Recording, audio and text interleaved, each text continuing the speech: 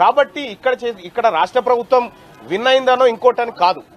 నిజంగా విన్ అయ్యేది ఉంటే ఈ తెలంగాణ రాష్ట్ర ముఖ్యమంత్రి గారు చాలా ఇబ్బంది పడతా ఉన్నారు. అనేకమైనటువంటి అడ్వకేట్లను, సిబ్బందిని, మంత్రులను ఇక్కడ దోలకంటే ఆ పిటిషన్లు వేసినటువంటి 2 రెడ్లను మీరు ఊకొండా అంటే అయిపోతుంది. ఆ పని చేయకుండా అటువైపు నుంచి వాళ్ళని దోలిచ్చి, ఇటువైపు నుంచి మంత్రులను దోలిచ్చి తెలంగాణ రాష్ట్రంలో ఉన్నటువంటి జనాభా బీసీలనందరినీ ఆశల పల్లకిలో ఊరేగిస్తూ ఇవాళ ఆఖరికి హైకోర్టులో ఉన్నటువంటి మ్యాటర్ ఆడ ఉండగా రేపు జడ్జి గారు రిటైర్మెంట్, మళ్ళా రేపు ఎవరైతే 8 తారీఖు అని చెప్పుకున్నారో ఆ జడ్జి గారు రిటైర్మెంట్ రేపు ఉన్నది. సో ఈ అన్ని అంశాలు చూస్తున్నటువంటి పరిస్థితుల్లో ఇంకా కేసు ఇండెప్త్ లోకి పోలేదు. రాష్ట్ర ప్రభుత్వం చిత్తశుద్దితోటి విధానంతో రాలేదు ఇక్కడికి. తమిళనాడు కేసును ఉదాహరించుకోనైనా ఆ రోజు జయలలిత గారు శపథం చేసి ఢిల్లీలో వచ్చి కూర్చొని అప్పుడున్నటువంటి ప్రధానమంత్రి గారితో మాట్లాడుకొని పార్లమెంటులో ఒక చట్టం చేసుకొని 9th షెడ్యూల్లో పెట్టుకొచ్చినటువంటి విధానం వేరు. ఇక్కడ ఈ రాష్ట్ర ప్రభుత్వం వస్తున్నటువంటి విధానం వేరు.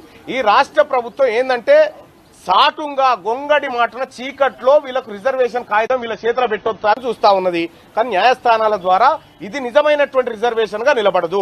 మాకు వాటాగా, మాకు హక్కుగా రావాల్సినటువంటి రిజర్వేషన్ ఏదైతే ఉందో ఇది ఖచ్చితంగా రావాలి. దీన్ని అడ్డుకోవాలని పదే వీళ్ళు చూస్తా ఉన్నారు. హైకోర్టులో కేసు వేసినారు, ఇక్కడ సుప్రీంకోర్టుకు వచ్చి కేసు వేసినారు. ఇన్ని రకాలుగా ఈ రిజర్వేషన్లు అడ్డుకోవాలని ఎవరైతే చూస్తా ఉన్నారో వాళ్లకు రిక్వెస్ట్ చేసినాము. తెలంగాణ రాష్ట్రంలో ఉన్నటువంటి మా బీసీల పక్షాన రిక్వెస్ట్ చేసినాము, మీరు పిటిషన్లు వాపసు తీసుకోమన్నాము. లేదు, మేము పిటిషన్లు వాపసు తీసుకోము, మేము అట్లాగే మొండిగా ముందుకు పోతాం, బీసీలకు 42% రిజర్వేషన్ రానియమనేటువంటి ధోరణితో పోతే మాత్రం తెలంగాణ సమాజంలో ఒక సరికొత్త ఉద్యమం పుడుతుంది. అది తిరుగుబాటుగా మారుతుంది. అది ఆ తర్వాత పరిణామాలన్నిటికీ రాష్ట్ర ప్రభుత్వమే బాధ్యత వహించాల్సి ఉంటుంది.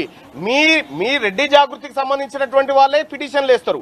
మీ ముఖ్యమంత్రి, రెడ్డికి సంబంధించిన ముఖ్యమంత్రి జీవో ఇస్తాడు, రెడ్డి ప్లీడర్ గారే వాదిస్తాడు. ఇలా బీసీలను పిచ్చోళ్ళని చేసేందుకు ఇక్కడ మాకు సుప్రీంకోర్టు చుట్టూ, మాకు హైకోర్టు చుట్టూ తింపుకుంటూ ఇలా మమ్మల్ని మోసగించే ప్రయత్నం చేస్తా ఉన్నారు. ఈ 42% రిజర్వేషన్ బీసీలకు రాకుండా పోతే ముఖ్యమంత్రి రేవంత్ రెడ్డి గారు బేషరతుగా రాజీనామా చేయాలని చెప్పి డిమాండ్ చేస్తా ఉన్నాం.